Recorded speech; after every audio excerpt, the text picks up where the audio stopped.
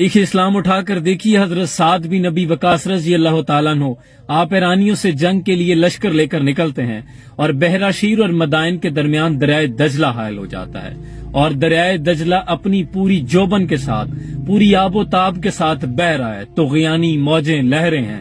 لیکن حضرت سعد بن نبی وقاص جب دریا کنارے پہنچتے ہیں تو ایرانیوں نے آپ کے جانے سے پہلے ہی تمام پل توڑ دیے تھے۔ دریا پر نہ تو کوئی کشتیاں موجود تھی اور نہ ہی پل موجود تھی۔ ساتھی پوچھتے ہیں کہ حضرت اب کیا کرنا ہے؟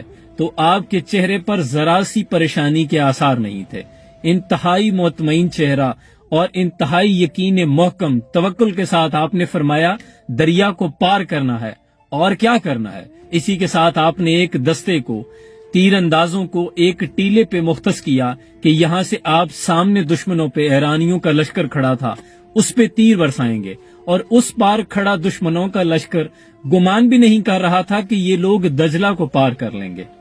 حضرت سعد بن نبی وقاص نے دریائے دجلہ سے مخاطب ہو کے فرمایا کہ اے دریا، تو نے حضرت موسیٰ علیہ السلام کے ساتھیوں کو راستہ دے دیا تھا، ہم تو پھر محمد عربی کے غلام آئے ہیں۔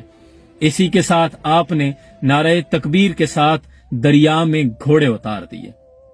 حضرت اقبال نے اسی پر لکھا ہے کہ دشت و دشت دریا بھی نہ چھوڑے ہم نے، بحر ظلمات میں دوڑا دیے گھوڑے ہم نے، اور کس نے ٹھنڈا کیا آتش قدح ایراں کو، کس نے زندہ کیا پھر تذکرہ یزداں کو، اور کس کی ہیبت سے صنم سہمے ہوئے رہتے ہیں، منہ کے بل گر کے ہو اللہ احد کہتے ہیں۔ ایک لمحے کے لیے امیجن کیجئے کہ دریائے دجلہ کی موجیں گھوڑوں کی رکابوں سے آ کے ٹکراتی ہیں، رکابیں موجوں سے ٹکرا رہی ہیں، لیکن مجال ہے کہ کریمین و یسار کی ترتیب میں بھی فرق آیا ہو۔ جب حضرت سعد بن نبی وقاص کا لشکر دریا میں سے نکل کر ایرانیوں پہ حملہ آور ہوا تو وہ لوگ اتنے خوف زدہ ہو گئے کہ انہوں نے دجلہ پار کر لیا۔ لوگ کہنے لگے کہ دیو آمند، یہ کوئی جن ہے جنہوں نے پانی سے نکل کر ہم پہ حملہ آور کر دیا ہے۔ تمام کا تمام لشکر بھاگ کھڑا ہوا، چند ایک رہ گئے تھے جن کے ساتھ حضرت سعد بن نبی وقاص نے مقابلہ کیا۔ مسلمانوں کو اللہ نے فتح سے سرفراز فرمایا۔ ٹل نہ سکتے تھے اگر جنگ میں اڑ جاتے تھے، پاؤں شیروں کے بھی میدان سے اکھڑ جاتے تھے، کوئی سرکش ہوا تیرے نام سے تو بگڑ جاتے تھے، تے کیا چیز ہے ہم توپ سے لڑ جاتے تھے۔ یہ صحابہ کا ایمان تھا، یہ توکل تھا، اور یہی نہیں بہت سے واقعات ایسے ملتے ہیں۔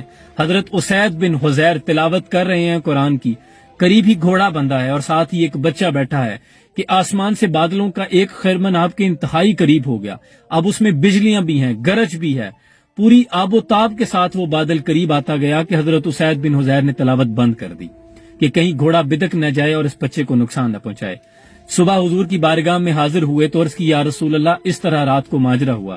حضور نے فرمایا کہ اسید جانتے ہو وہ بادل نہیں ملائکہ تھے، اگر تم قرآن کی تلاوت بند نہ کرتے تو قریب تھا کہ وہ بادلوں سے نکل کر تم سے مصافحہ کرتے۔ قربان جاؤں، دو صحابی رسول مدینہ سے نکلتے ہیں مسجد نبی میں نماز ادا کرنے کے لیے، اور دروازے سے باہر نکلتے ہیں تو اوپر گھوپ اندھیرا، بادل چھائے ہوئے ہیں، بجلیاں کڑک رہی ہیں۔ آپ سوچ رہے ہیں کہ اب مسجد نبی کیسے جائیں، اتنے میں ناگہاں دو شمع فروزاں ہو گئیں، سامنے دونوں نور امڈ آتے ہیں اور وہ روشنیاں آپ کو حصار میں لے کر مسجد نبی کے دروازے تک چھوڑ کے چلی جاتی ہیں۔ حضرت اعلیٰ الحضرمی آپ دریائے نیل پر پہنچے تو دوسری جانب نیل کے اس طرف عقیل بن نادر اپنی نیل گاؤں کا شکار کر رہا تھا۔ اب آپ نے انہیں گرفتار کرنا تھا، وہ یہ گمان بھی نہیں کر رہا تھا کہ یہ دریائے نیل کو کیسے پار کریں گے، تو وہ دور ہی سے کھڑے ہو کے اس پار سے وہ کہہ رہا ہے کہ آ جاؤ مجھے گرفتار کر لو۔ ادھر اعلیٰ الحضرمی کو غصہ آیا، آپ نے حزب البحر کا وظیفہ آپ نے وہ پڑھتے ہوئے دریائے نیل میں گھوڑا اتار دیا۔ آپ نے دریا پار کیا، جا کر عقیل بن نادر کو گرفتار کیا، وہ اس پہ سختہ طاری ہو گیا، جہاں کھڑا تھا وہاں سے ہل بھی نہیں پایا۔ یہ شان ہے صحابہ کرام رضوان اللہ اجمعین کی۔